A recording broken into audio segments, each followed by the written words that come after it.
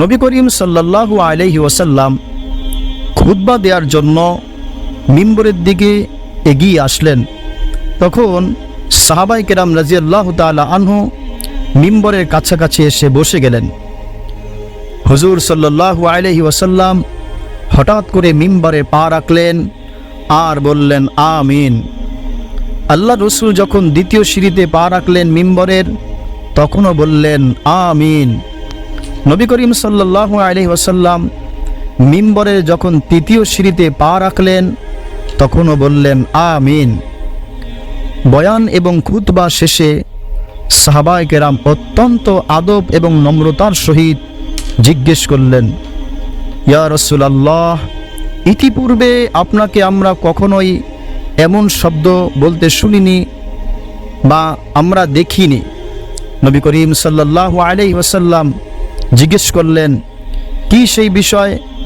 সাহাবায়ে কেরাম অত্যন্ত নম্র এবং আদবের সহিত বললেন, ইয়া রাসূলুল্লাহ, আপনি যখন প্রথম সিঁড়িতে পা রাখলেন বললেন আমিন, দ্বিতীয় সিঁড়িতে পা রাখলেন তখনও বললেন আমিন, এমনকি যখন তৃতীয় সিঁড়িতে পা রাখলেন তখনও বললেন আমিন। রসুল বললেন, তোমরা তো জানো না, এই মাত্র জিবরিল আলাইহিস সালাতু ওয়াস সালাম আমার নিকট এসে সাক্ষাৎ করলেন। শুধু তাই নয়, আমি যখন প্রথম সিঁড়িতে পা রাখি তখন জিবরিল আলাইহিস সালাতু ওয়াস সালাম বললেন, ধ্বংস হোক ওই ব্যক্তি যে রমজানুল মুবারকের মতো মাস পেল কিন্তু সে তার গুনাহগুলোকে ক্ষমা করাতে পারল না, ওই ব্যক্তি ধ্বংস হয়ে যাক। আমি বললাম আমিন।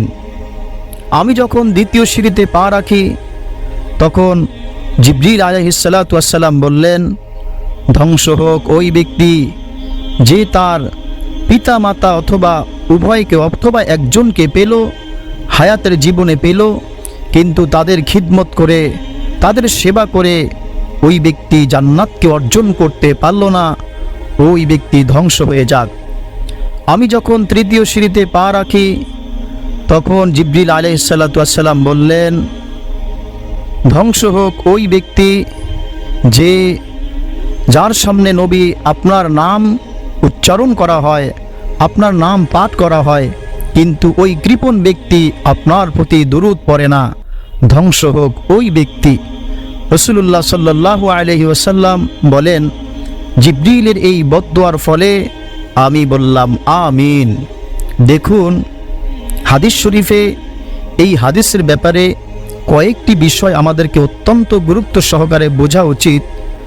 এক নম্বর হলো, যেখানে রাসূলুল্লাহ সাল্লাল্লাহু আলাইহি ওয়াসাল্লাম বদদুয়া করেছেন, এর পূর্বে স্বয়ং জিবরিল, যিনি সমগ্র ফেরেশতাদের সর্দার, একজন ফেরেশতা বদদুয়া করলেই যথেষ্ট ছিল, সেখানে আবার ফেরেশতাদের সর্দার জিবরিল আলাইহিস সালাতু ওয়াস সালাম, এরপর জিবরিল বদদুয়া করাই যথেষ্ট ছিল, তারপরে আবার রাসূলুল্লাহ সাল্লাল্লাহু আলাইহি ওয়াসাল্লাম সেই বদদুয়াকে আমিন বলে কত বড় শক্তিশালী করে দিয়েছেন, এটি আর বলার অপেক্ষা রাখে না। যাই হোক, এই জন্য আমাদের উচিত পিতামাতার খিদমত করে তাদের সেবা করে জান্নাতকে অর্জন করা। এরপর রাসূলুল্লাহ সাল্লাল্লাহু আলাইহি ওয়াসাল্লামের নাম যখন উচ্চারণ করা হয়, ওই মজলিসে সর্বপ্রথম একবার দুরূদ পাঠ করা ওয়াজিব, এটিও আমরা কার্পণ্য করব না। তৃতীয় সবচাইতে বড় বিষয়টি হলো, আমি রমজান পেলাম, গুনাহকে মাফ করাতে পারলাম না, তাহলে আমি অনিবার্য ধ্বংস আমার জন্য অপেক্ষা করতেছে।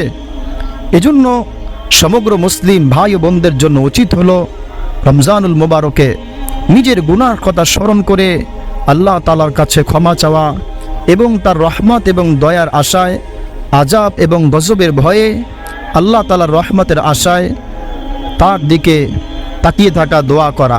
আল্লাহ আমাদের সকলকে উক্ত বিষয়গুলো বুঝা এবং আমল করা তৌফিক দান করেন। আমিন ইয়া রাব্বাল আলামিন।